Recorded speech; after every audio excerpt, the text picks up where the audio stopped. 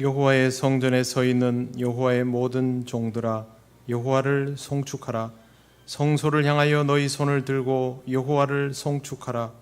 천지를 지으신 여호와께서 시온에서 내게 복을 주실지어다. 아멘. 찬송가 9장 하나님께 찬양드립니다.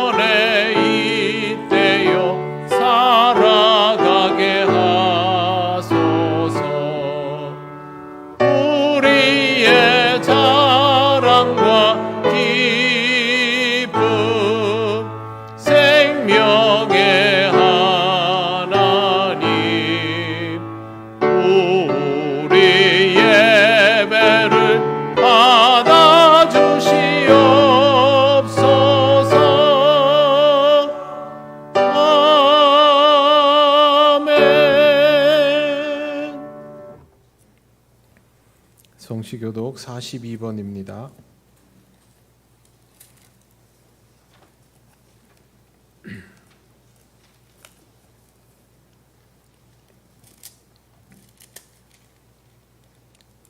새 노래로 여호와께 찬송하라. 그는 기이한 일을 행하사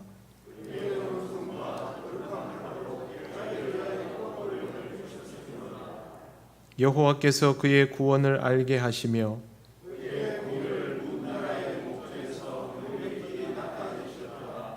그가 이스라엘의 집에 베푸신 인자와 성실을 기억하셨으므로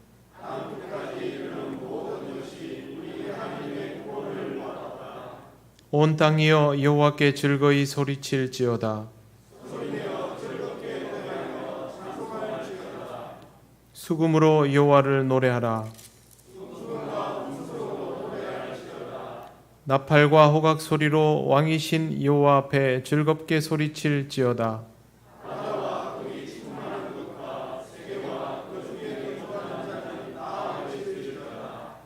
여호와 앞에서 큰 물은 박수할지어다.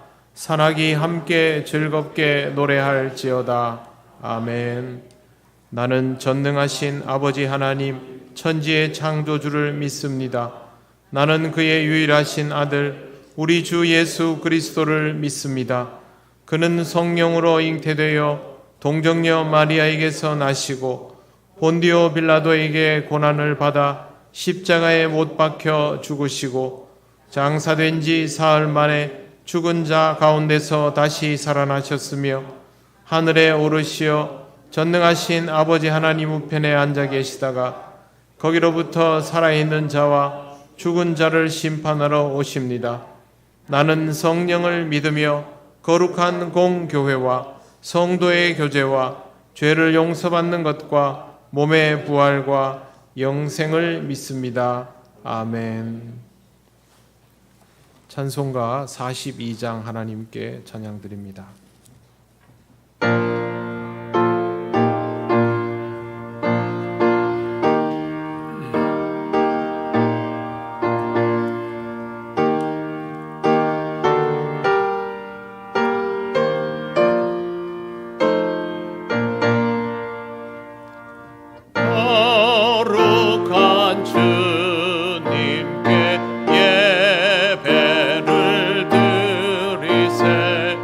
무릎을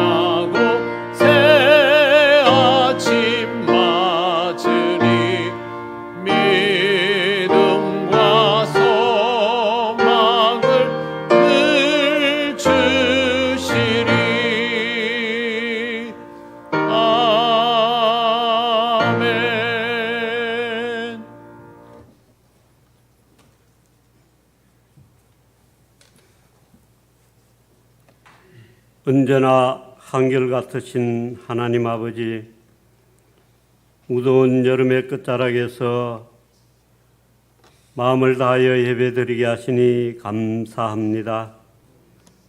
우리의 삶의 모든 것이 하나님이 베풀어 주신 은혜임을 고백하며 이 시간 찬양을 드립니다.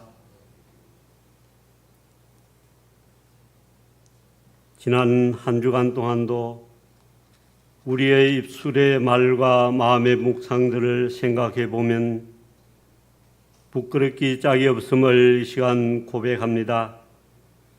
먼저 하나님의 나라와 그의 의를 구하라고 하셨건만 우리는 무엇을 먹을까, 무엇을 마실까에만 관심이 있었음을 용서하옵소서.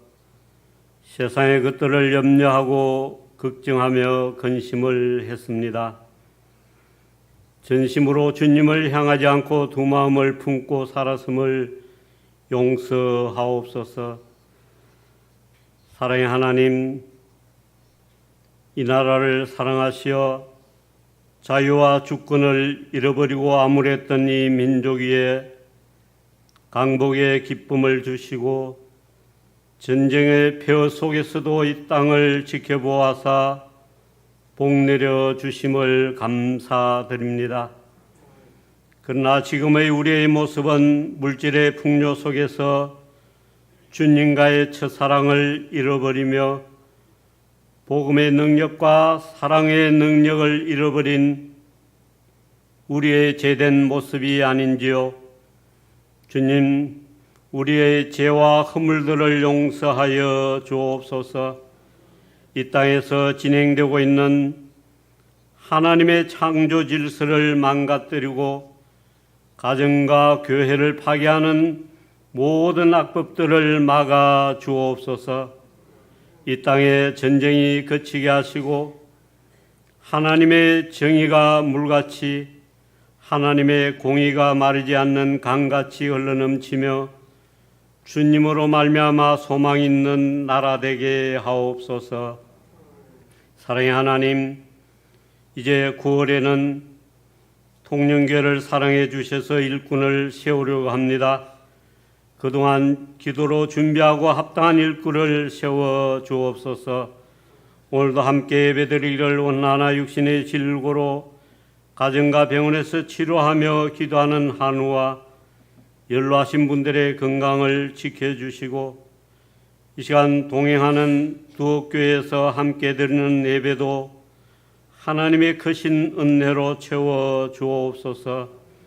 오늘도 말씀의 꼴을 먹여주실 목사님에게 강건함을 주시고 말씀을 통하여 우리의 우둔한 생각이 지혜롭게 하시고 우리를 향하신 하나님의 뜻을 온전히 알게 하시고 말씀의 거울 앞에 우리 자신을 비추어 보는 시간 되게 하옵소서.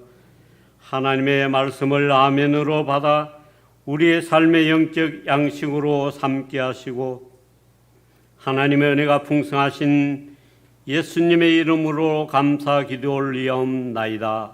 아멘.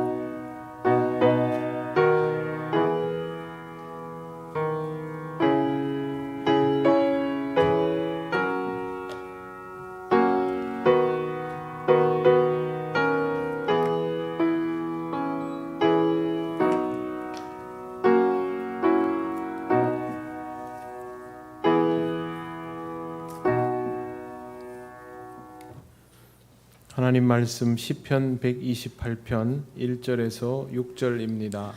이 말씀은 구약 성경 899쪽에 있습니다.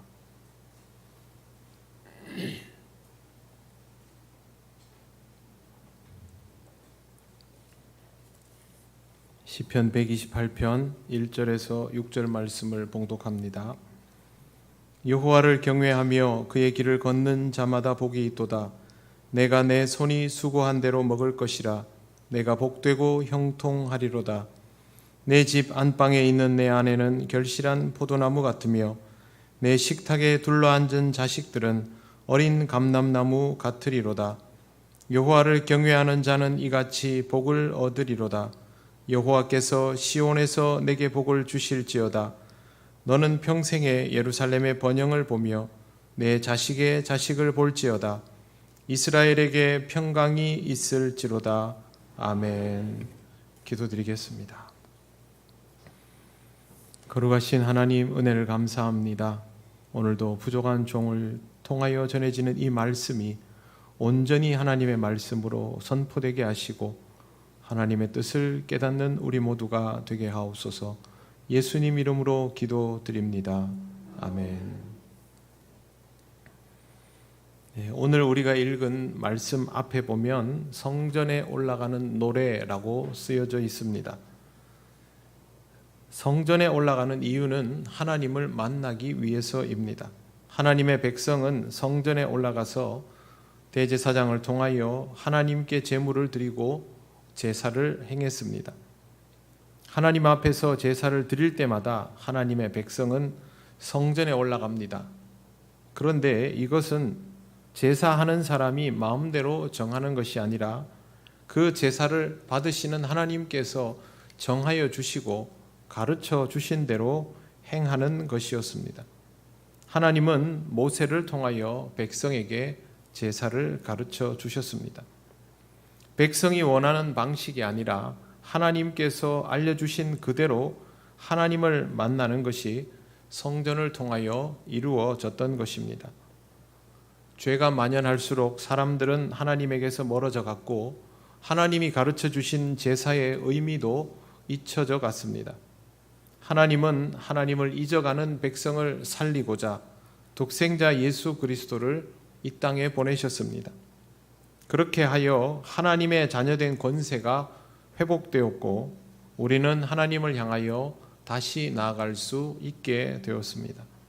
십자가 사건을 통하여 성소의 휘장이 갈라지고 이제는 더 이상 제사의 형식이 아닌 예배로 하나님께 나아갈 수 있게 되었습니다. 예수 그리스도께서 우리를 위하여 단번에 드려진 거룩한 희생의 제물이 되셨기에 더 이상의 제물은 필요 없게 된 것입니다. 그래서 우리는 이제 제사하는 자가 아니라 예배하는 자입니다. 이와 같은 이유로 오늘 읽은 말씀을 성전에 올라가는 노래가 아니라 예배로 나아가는 노래로 우리는 받아들일 수 있어야 합니다. 지난 수요일에 민수기 15장 말씀을 통하여 예배가 우리에게 의무가 아니라 권리라는 것을 말씀드렸습니다. 성전에 올라가는 것이 아무에게나 허락되는 일이 아니었던 것처럼 예배에 나오는 것도 아무에게나 허락되는 일이 아닙니다. 무슨 소리냐? 내가 교회 나가고 싶으면 나가는 거고 아니면 안 나가는 것인데 그렇게 생각할 수 있습니다. 그러나 교회에 나오고 싶다고 해서 다 나와지는 것 아닙니다. 우리가 교회에 나오고 싶어도 쉽게 나오지 못하는 경험들을 가지고 있고 또 교회에 나올 수 있는 충분한 조건이 되어도 나오지 않았던, 알고 보면 나올 수 없었던 경험들도 가지고 있습니다. 그리고 교회를 왔다 갔다 한다고 해서 예배자라고 할 수 없습니다. 예배자는 교회를 왔다 갔다 하는 사람이 아니라 하나님께 예배하는 사람입니다. 이것은 그 사람의 열의가 아닌 하나님이 주시는 감동을 통하여 그 감동이 경험되고 하나님의 임재를 받아들이는 사람에게 이루어지는 사건입니다. 하나님의 은혜는 모든 사람에게 열려 있지만 모든 사람이 그 은혜를 경험하지는 못합니다.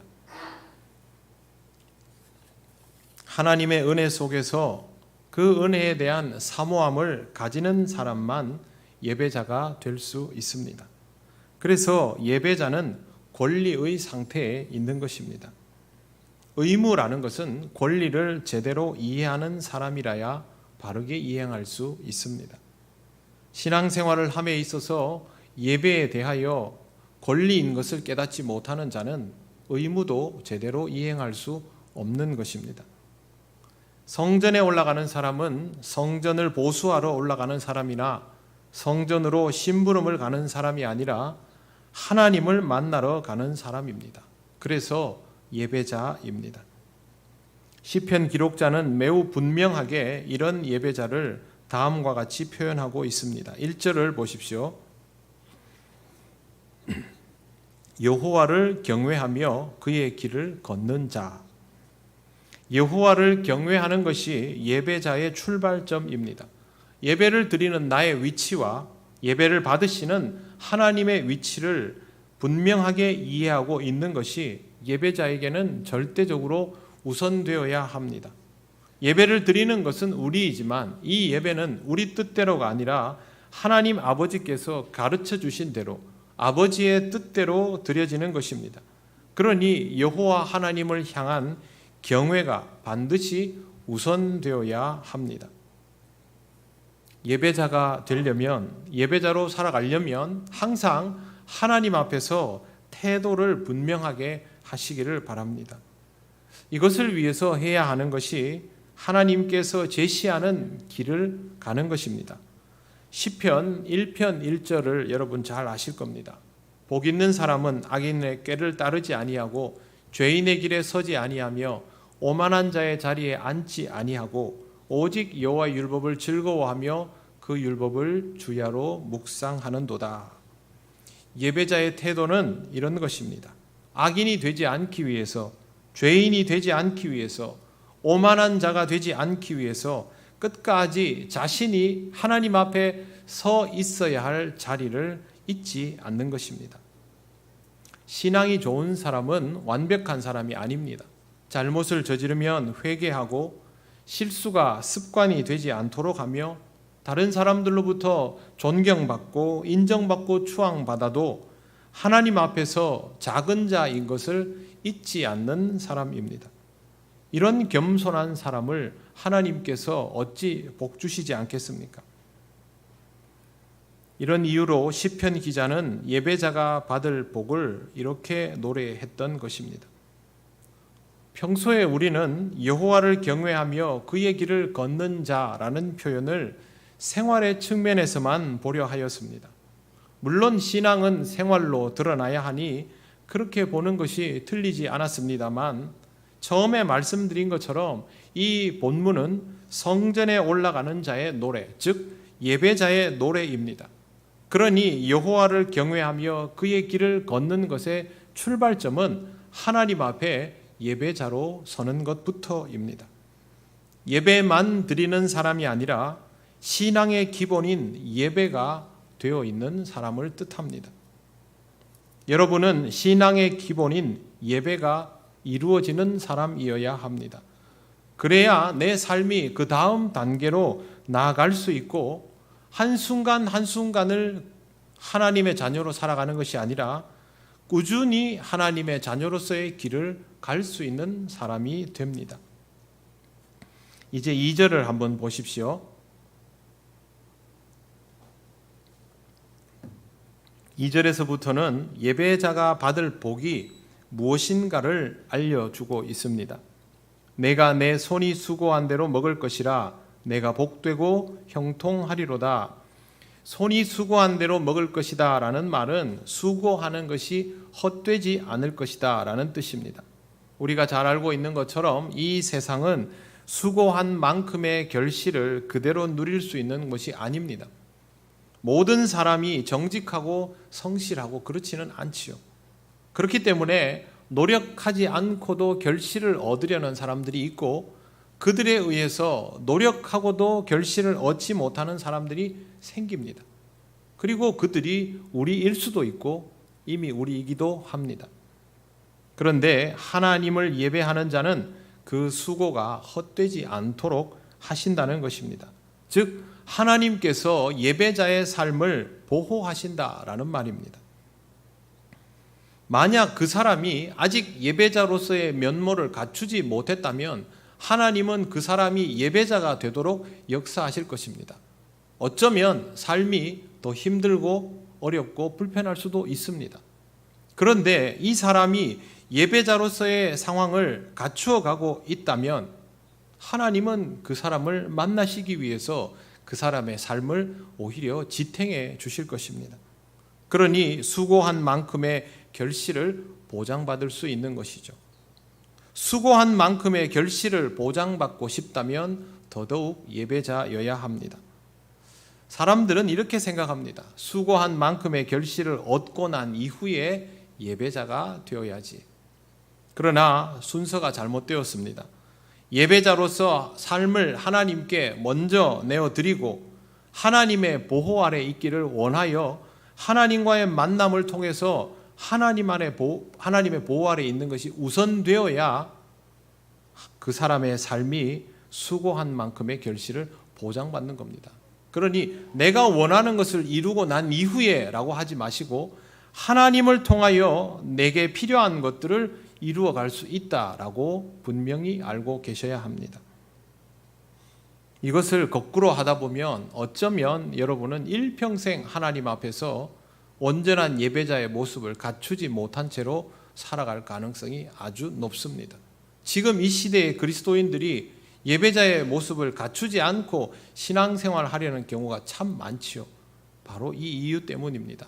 그러니 절대 순서를 바꾸지 않도록 하시기 바랍니다. 3절 내 집 안방에 있는 내 아내는 결실한 포도나무 같으며 내 식탁에 둘러앉은 자식들은 어린 감람나무 같으리로다. 아내를 결실한 포도나무라고 표현하는 것은 문자 그대로 자식을 많이 낳는다라는 뜻입니다. 지금은 아이를 낳기는커녕 결혼도 하지 않으려는 사람들이 수두룩합니다만 사실 사랑하는 사람이 서로를 만나서 가정을 이루고 아이를 낳는 것은 지극히 자연스럽고 행복한 일입니다. 세상이 일그러져서 이것을 막아서고 정당화시키려 할 뿐이죠. 사랑하는 사람이 서로 만나면 그 사람과 가정을 이루기를 원하고 그리고 그 사랑을 통해서 자녀가 생기는 것은 당연한 일 아닙니까? 인류의 역사 가운데 늘 바라왔던 일이 이겁니다. 그런데 이 시대가 이것 자체를 총체적으로 부정하려고 들지 않습니까? 그만큼 인간이 가지고 있는 본성적인 부분들이 훼손되었다라는 것이죠. 그런데 여러분 이 세상을 잘 들여다보십시오. 결혼을 기피하고 있는 시대이지만 서로 사랑하는 부부가 온전히 서로와 사랑을 자기 배우자와 사랑을 주고받고 부부 사이에 삶의 안정감이 있고 거기다가 경제적으로도 어려운 여건이 아니다면 또 자신의 삶을 구현함에 있어서 너무 그 일에 몰두하지 않고 누려가면서 그 삶을 영위할 수 있다면 요즘이라고 해서 자식을 낳지 않습니까? 건강상의 이유로 자식을 가지지 못하는 부분은 있어도 실제로 내가 스스로의 삶을 영위할 수 있는 조건이 갖추어지면 요즘도 자식을 낳습니다. 그리고 여건이 좋으면 더 많이 낳으려고 하죠. 결국 인간에게 있어서 제일 본성적인 부분은 사실 달라진 거 없다는 겁니다. 인간의 가장 기본적인 행복은 결국 가정에서부터 시작됩니다. 그리고 그것은 가족 구성원이 확보되고 그 구성원들이 견고해지는 것이 이루어져야 합니다. 하나님께서 자녀를 주신다라는 것은 그걸 가능하게 해 주신다라는 뜻입니다. 제가 신대원 다니고 이제 목회를 할 때 항상 이렇게 어디 부임해서 가면 묻지 않습니까? 자녀가 몇이냐? 셋입니다. 그럼 다 놀랍니다. 경제적으로 여유가 없도록 평생을 살 것이 뻔한 목회자가 뭐하러 애를 셋이나 낳습니까? 이렇게 말하는 사람도 있었습니다. 거기다 우리 둘째는 장애까지 있으니까 보면 한숨이 나오겠지요. 그러나 저는 아이가 셋인 것을 단 한 번도 후회해 본 적이 없습니다. 하나님께서 우리에게 그만큼 감당할 수 있다고 맡겨주신 아이라고 생각하기 때문에 그렇습니다. 가정의 힘을 통해서 우리가 살아갈 수 있는 동력들을 얻는 거 아닙니까? 당연한 이치이죠. 이 가정을 하나님께서 지켜나갈 수 있도록 우리의 신앙을 견고하게 해주시면 우리는 그 신앙으로 하루하루를 살아가며 그 순간순간이 기간이 되어가고 그것이 인생으로 자리 잡아가게 되는 것입니다. 가정은 어느 순간 당대의 것만으로 행복을 지켜낼 수 있는 공동체가 아닙니다. 가정이 행복하려면 부모만 행복한 것이 아니라 자식들도 행복해야 되지요. 자자손손 그 행복이 이어져 내려가야 합니다. 결국 자식이 잘 돼야 된다는 뜻입니다. 예배자는 하나님으로부터 그것을 보장받는다고 시편 기자는 노래합니다. 자식들을 어린 감람나무 같을 것이다 라고 표현하고 있습니다. 그 말은 지금 보기에도 참 아름답고 앞으로 아름답고 풍성하게 자라날 가능성을 가지고 있다라는 뜻입니다. 당연히 그렇게 자라나겠지요. 하지만 예배자로 살아가는 것이 생각보다 간단한 일은 아닙니다. 오랜 기간 동안의 연단이 필요하고 그 기간 동안 하나님께서 삶을 보존해 주셔야만 이 상태를 유지할 수 있습니다. 실제로 우리에게 제일 중요한 것이 무엇이냐라고 하면 하나님과의 만남이 유지되는 것입니다. 그런데 사람들은 이걸 잘 깨닫지 못합니다. 다른 것들을 다 더 중요하게 여기며 살아가지요. 아무리 신앙이 좋다 하더라도 순간순간 하나님 앞에서조차도 하나님이 아닌 다른 것들에 이목이 쏠리는 것이 인간입니다. 그래서 하나님은 예배자로 살아가는 자의 그 다른 것들을 충족해 주십니다. 그러면서도 하나님의 자녀인 것을 잊지 않게 하셔서 그것이 분에 넘치지 않도록 조절하여 주시는 것입니다. 예배자는 이를 통하여 하나님과의 만남을 지속할 수 있습니다.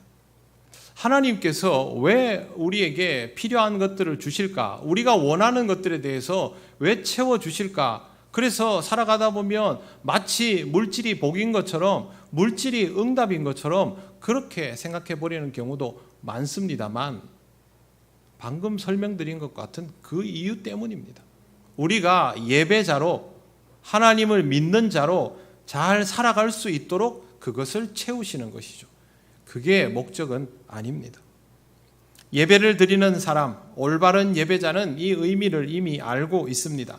그래서 하나님께서 유지시켜 주시는 상태를 지켜나가면서도 삶의 본질인 하나님과의 만남이 훼손되지 않도록 이걸 조절하는 일에 최선을 다합니다. 한마디로 말해서 올바른 예배자는 하나님 앞에서 뜨거움과 열정만 가지고 있는 것이 아니라 자신의 삶을 관리할 줄 아는 것입니다. 이것은 비단 우리나라만의 특징이 아닙니다. 여러분 잘 아시는 것처럼 서구 교회의 풍토는 우리와 많이 다르지요. 우리는 음주와 흡연에 대해서 아주 엄격한 관습법이 존재하지만 서구 교회는 그렇지 않습니다. 심지어 목회자들까지도 이 문제에 대해서 별로 심각하게 생각하지 않는 경우들이 많습니다. 그럼에도 불구하고 서구 교회의 신실한 사람들은 거의 대다수가 마치 우리나라 사람들과 별로 다를 바 없는 신앙생활을 영위하며 삽니다. 왜 그러냐 하면 관리를 해야 된다는 걸 알기 때문입니다. 지난 금요일 밤에 금요기도의 시간에 기도회 대신에 영화를 같이 보았습니다. 거기에 나오는 미국 사람들은 모를 리 없는 아주 유명한 그 프레드 로저스 목사님 같은 경우에도 방송 일을 하기 때문에 일반적인 목회를 할 수 있는 상황이 아닙니다. 33년간 어린이들을 위한 방송을 하고 그것과 관련되어서 전국에 다니면서 방송을 다른 방송과 강연을 하고 하는데 일반적인 목회를 하기는 불가능했죠. 그럼에도 불구하고 로저스 목사님은 우리가 새벽기도 드리는 그 시간 4시 30분에서 5시 30분이면 어김없이 일어나서 성경을 읽고 기도를 드리고 영화에도 나옵니다만 수영을 하면서 자기를 만난 사람들의 이름을 계속 부릅니다. 그게 그의 기도법이었던 것이죠. 그리고 방송이 없는 시간에 낮에 잠시 낮잠을 자는 루틴까지도 있습니다. 다시 또 방송 일을 하고 늘 성경을 읽고 나중에 봤더니 목사님이 2000년인가 그때 마지막 방송을 하고 은퇴한 이후에도 신학과 종교학 관련 분야에서 연구를 하다가 생을 마감했던 것으로 알려져 있습니다. 신앙생활을 열심히 하는 사람은 그 사람의 환경이 어떠하든지 하나님께서 주신 환경을 잘 지켜나가는 것이죠.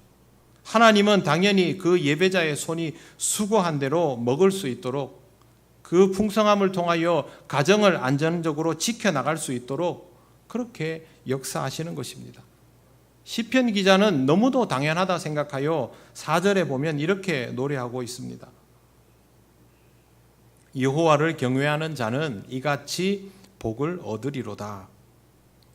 여호와를 경외하는 자, 올바른 예배자는 이와 같은 복을 분명하게 받습니다. 다른 것보다 신실한 예배자가 그렇게 예배하면 살아갈 수 있도록 하나님으로부터 어떤 은혜를 받는지를 경험하시고 또 주목해 보시기 바랍니다.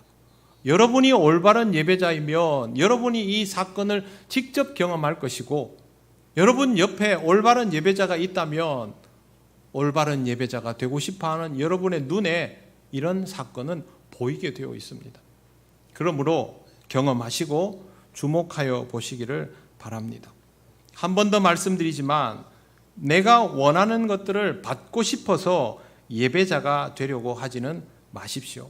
이런 사람은 지속적인 예배자가 될 수 없습니다. 내가 원하는 것 때문에 하나님 앞에 예배하는 자는 그 원하는 것들이 이루어지는 순간 예배자의 모습이 풀어져 버리기 때문입니다. 예배를 잘 드릴 때도 있겠지요. 절박하면 누구보다 뜨겁게 예배하겠지요. 그러나 컨디션이 들쑥날쑥할 수밖에 없습니다.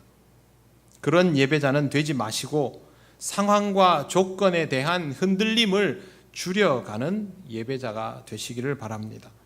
그래야 하나님의 임재도 여러분에게 한결같이 경험될 것입니다.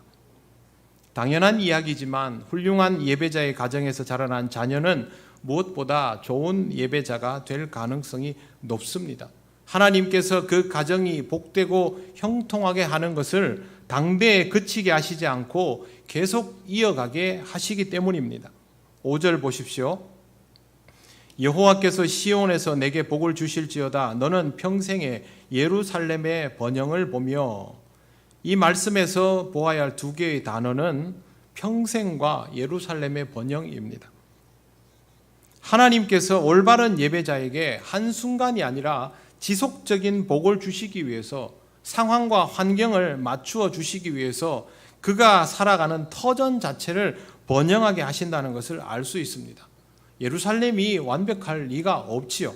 그럼에도 불구하고 그에게 복을 주시려고 예루살렘의 번영을 보게 하신다는 것입니다.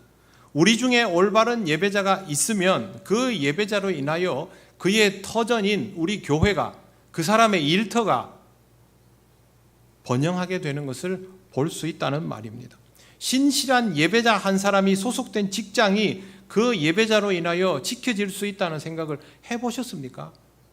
그것이 이루어집니다. 하나님께서 그를 통하여 역사하실 것이기 때문에 하나님은 그 사람을 지키기 위하여 그 터전을 보존할 가치를 알고 계시고 느끼시는 겁니다.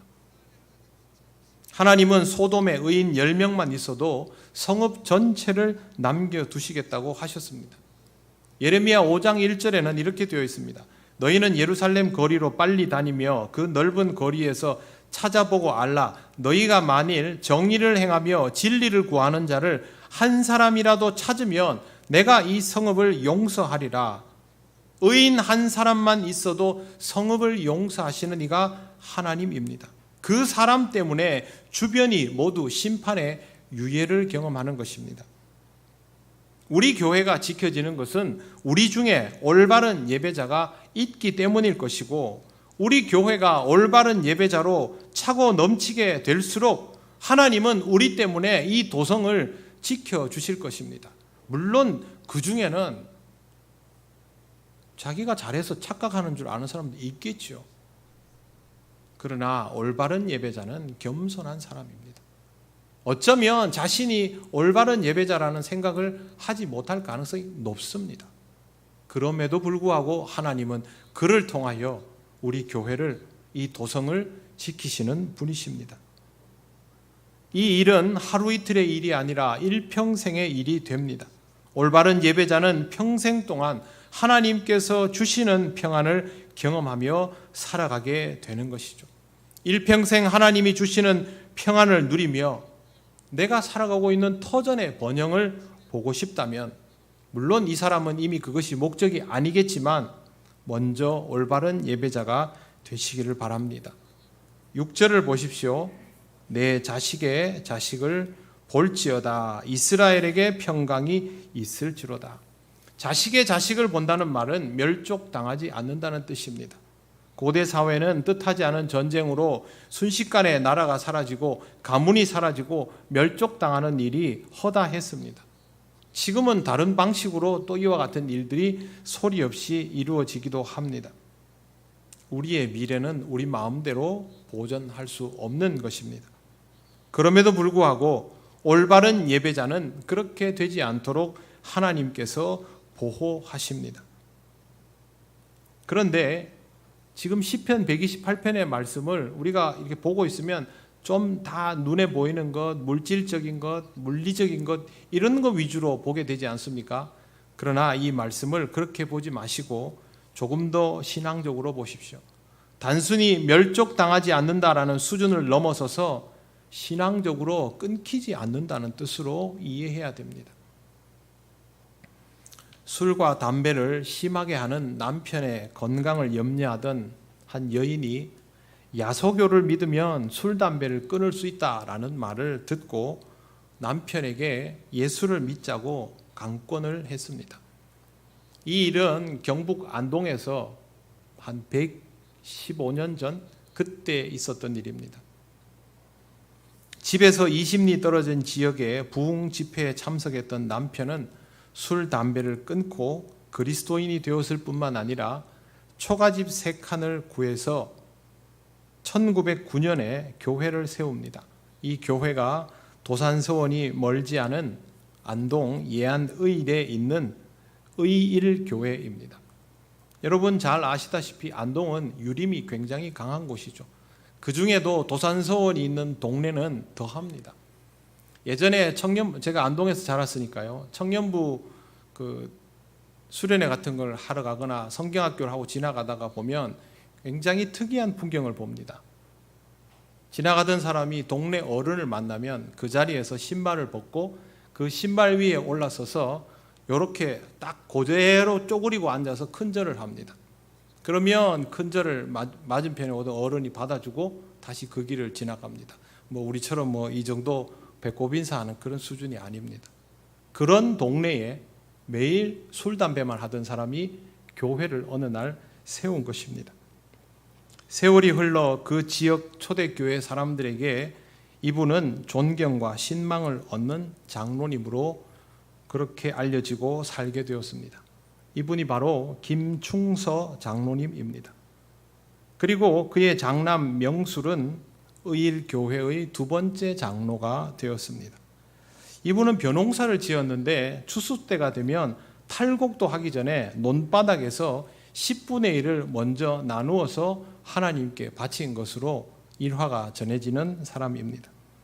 당시 교회 다니던 어린이들이 이 장로님을 보면 그렇게 말했다고 합니다. 나도 저런 장로님 되고 싶다. 그만큼 존경받던 인물이었습니다. 김명술 장로님의 장남 수근 씨는 거기에 있지 않고 안동으로 나섰습니다. 그래서 나중에 경북 안동의 모교회인 안동교회의 장로가 됩니다. 저희 아버지가 안동교회에서 부목사로 생활하셨기 때문에 저는 어린 시절에 김수근 장로님을 자주 배웠습니다. 이분이 은퇴하실 때에 이분에게서부터 신앙교육을 받았던 제자들 7명이 전국에서 은퇴식에 참여했던 것으로 전해집니다. 2021년 코로나가 창궐하던 중에 김수근 장로님 장남 신호 씨가 안동교회의 장로로 장립을 합니다. 암투병 중이던 김수근 장로님은 아들의 임직식을 기어이 보겠다고 참여를 했고 그리고 2달 후에 세상을 떠났습니다. 안동교회 의일교회가 속한 경안노회는 우리나라에서 노회들이 출발할 때 모노회가 되는 대표적인 노회 중에 하나이고 굉장히 큽니다. 이 노회에서 4대가 직계로 장로가 된 가정은 딱 3가정 있습니다. 다른 2가정이 더 있다는 말이죠. 그렇게 특별한 가정으로 알려져 있습니다. 그런데 여러분, 이 가정이 100점짜리의 삶을 살아간 사람들로 구성된 가정일까요? 그렇지 않습니다. 알고 보면 다 우리와 별반 다를 바 없는 신앙생활을 열심히 하고 싶어 하지만 그것이 쉽지 않았던 많은 이유와 조건들을 가지고 있는 가정에 불과하지요. 그럼에도 불구하고 그들은 예배자로 살았기 때문에 하나님께서 말씀하신 그 은혜를 누리며 100년이 넘는 세월 동안 장로의 직분을 이어가면서 살아가고 있는 것입니다. 올바른 예배자는 100점짜리 인생을 살아가는 사람이 아닙니다. 우리와 똑같이 단점과 허물이 있는 사람입니다. 그럼에도 불구하고 항상 하나님 앞에 서는 것을 잊지 않고 그것을 가장 중요한 것으로 여기며 흐트러짐이 있을 때마다 하나님 앞에 나와 교정받으며 살아가는 것이 올바른 예배자의 모습입니다. 하나님의 손길 안에 늘 머무르기 때문에 하나님이 주시는 은혜와 복이 끊기지 않는 사람이라고 할 수 있습니다. 우리 교회는 당대 그리스도인들 또 2대 그리스도인들이 줄을 이루고 있습니다. 당대 그리스도인들의 기도 제목은 이것부터 하시기를 바랍니다. 한결같은 예배자로 살아가게 하소서. 여러분의 자녀를 위해서는 이렇게 기도하십시오. 이제 2대로 넘어가면 이 숙제가 나오기 때문에 이렇게 기도하시면 됩니다. 내 자식이 예배자로 살아가게 하소서. 여러분 자녀를 위해서 하고 있는 기도의 제목들 많지요. 우리 아이가 시험 잘 치도록, 건강하도록, 공부 잘하도록, 취업 잘하도록, 결혼하도록, 뭐가 되도록 다 필요 없습니다. 하나면 다 됩니다. 하나님 앞에 예배자로 살아가게 하소서. 어차피 우리는 하나님의 인도하심을 따라야 하고 하나님이 주시는 은혜로 살아야 문제가 없지 않습니까? 그러니 하나님 앞에 예배자로 살아가게 하소서. 이 기도면 다 되는 겁니다. 왜 맞는 키를 놔두고 열쇠를 다 가지고 있으려고 그럽니까? 복잡하게 하지 마십시오. 한 가지만 기도하시면 됩니다. 항상 자녀를 위해서 그렇게 기도하시고 여러분 스스로가 그런 예배자로 살아가기 위해서 노력하시기를 바랍니다. 여러분의 가정은 늘 하나님의 은혜 속에 거하게 될 것이고 자녀들은 또 자식을 위하여 기도하는 부모가 될 것입니다. 하나님의 평강이 여러분에게 항상 함께 있을 것입니다. 저는 한 번씩 상상을 합니다. 제가 유아 세례하고 또 중학생이라서 세례 베풀고 했던 이 아이들이 자식들을 데리고 교회 와서 아이 유아 세례 받게 하고 우리 교회 와서 예배 드리는 그 그림을 그려봅니다. 아마 그때쯤 되면 제가 은퇴할 때쯤 되지 않을까 싶은데요. 저는 그거보다 좋은 게 없다고 생각합니다. 우리가 열심히 살았다, 하나님 앞에서 최선을 다했다, 우리가 어떻게 알겠습니까? 우리 스스로 부족함을 항상 인정하고 우리의 자녀들이 우리를 통하여 예배자로 살아가야 된다는 이유를 알고 그걸 스스로 살아가고 있는 모습이면 우리 신앙은 답이 나온 겁니다. 이 아름다운 일들을 상상하면서 오늘 예배자의 삶을 지켜나가시기를 바랍니다. 언제나 예배를 통하여 하나님과의 만남을 회복하시기 바랍니다. 이 만남을 통하여 예배자로서의 삶을 더욱 견고하게 할 때에 하나님은 그것이 가능하도록 여러분을 복되고 형통하게 하실 것입니다. 기도드리겠습니다. 하나님 감사합니다. 우리에게 주신 이 은혜의 시간을 귀히 알게 하시고 마음껏 누리게 하시고 하나님을 더욱 깨달으며 우리 자신을 발견하는 복된 시간과 자리가 되게 하여 주옵소서. 이 시간 예배하는 모든 성도들이 주님 앞에 예배자로 사는 것을 가장 귀히 여기며 믿음의 유산을 잘 물려줄 수 있기를 원합니다. 언제나 주님 앞에서 주님 주시는 평안으로 살아가는 예배자의 가정이 되게 하옵소서. 예수님 이름으로 기도드립니다. 아멘. 찬송가 310장 찬양하시며 봉헌하시겠습니다.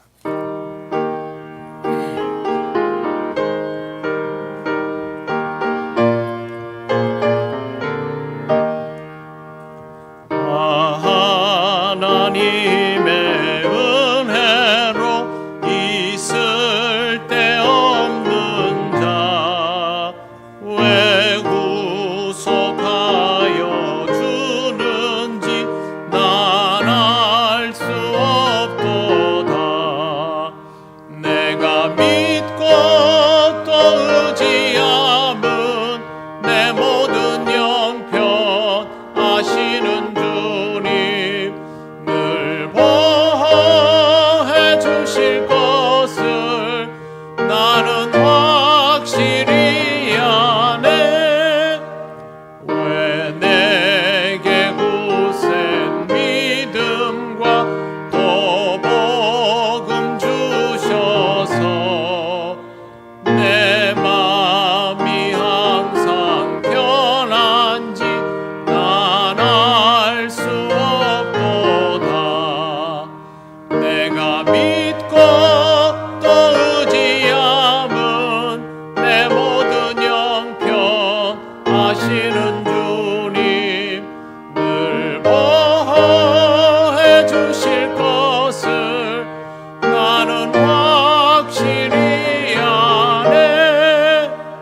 왜 내게 성령 주셔서 내 마음 감동해 주 예수 믿게 하는지 난 알 수 없도다.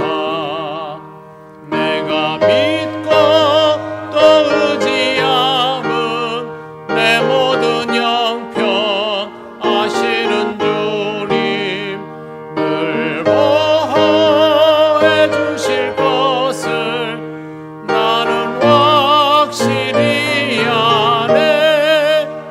주 언제 강림하실지 혹밤에 홍나되 또 주님 만날 그것도 난 알 수 없고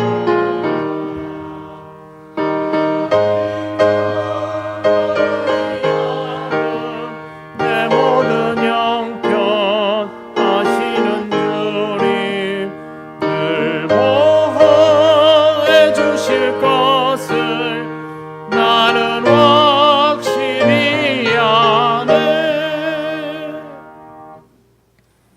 하나님 감사합니다. 예배를 드리기에 봉헌도 할 수 있음에 감사를 드립니다. 언제나 주님의 은혜를 따라 살아가는 우리들 되게 하옵소서. 다음 한 주간도 우리 통영교회 모든 가정들을 지켜주시길 원합니다.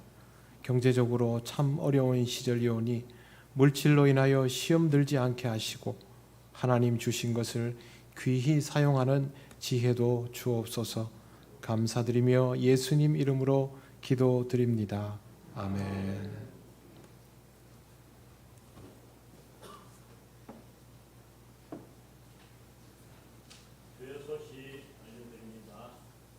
예배에 나오신 모든 분들을 환영합니다. 처음 오신 분은 새가족부의 안내를 받으시기 바랍니다. 8월 등록 새가족이 있습니다. 박대식 집사님, 김수건 집사님이 인도하셨습니다. 지난주에 등록하시고 예배 전 교인 첫날 새벽기도회가 9월 1일 제1교육관에서 있습니다. 모임 정기당회가 오후 찬양예배 후에 당회실에서 있겠습니다. 두 번째 재직회가 다음 주일 2부 예배 후에 본당에서 있습니다. 안내 동행하는 교회 방문 오늘 저희 제1교구 교구장 김부종 장로님이 두옥 교회와 동행 주일을 보내게 됩니다. 은혜로운 주일 되도록 기도해 주시기 바랍니다. 두 번째 9월 성경 읽기표가 필경대에 준비되어 있습니다. 세 번째 장학 헌금을 김두남 성도님께서 해주셨습니다. 네 번째 진주남로의 장로회 정기총회가 9월 3일 오전 10시 30분에 남해 상주교회에서 있습니다. 다섯 번째 9월 안내위원 1부 김영우 집사, 2부 장재순 이영숙 집사, 새가족 영접은 김경아 권사가 있겠습니다. 좋은 습관 가지기와 8을 함께 나눌 기도 제목을 주부로 참고해 주시기 바랍니다. 이상입니다.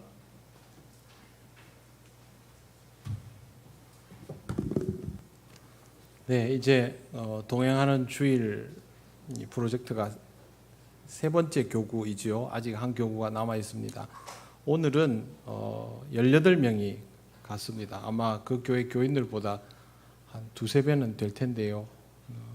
다녀오신 분들이 항상 그렇게 이야기하셨습니다. 예, 함께 예배 드리는 그 순간이 너무 귀하고 좋고 그 교회 분들도 너무 좋아하시고 출발은 예배입니다. 이 예배를 통해서 예전에처럼 우리가 그 선교비를 지원하고 지원받는 형태의 관계가 아니라 함께 예배를 드리고 동역해 나가는 형태를 하기 위해서 먼저 이렇게 예배를 함께 드리는 것으로 시작을 했습니다.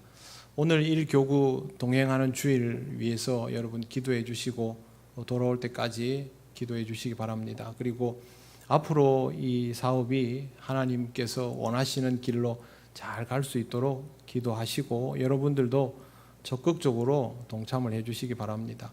이제 우리 교회가 첫 단추를 꿰었지만 가능하면 이 사역을 우리 노회 안에서뿐만 아니라 다른 지역으로도 넓혀갈 생각입니다. 그래서 저도 제 신학교 동기들에게 자주 이야기를 하고 있습니다. 앞으로 얼마나 많은 교회들이 사라지게 될지 모르지 않습니까? 한 교회라도 더 지켜나가고 회복되는 것을 함께 경험하기 위해서 하는 일이니 여러분들도 많은 관심과 기도를 부탁을 드립니다. 이제 자리에서 일어나셔서 예배드린 교우들과 인사 나누시겠습니다. 처음 오신 분, 또 여행 오신 분들과도 인사 나누시겠습니다.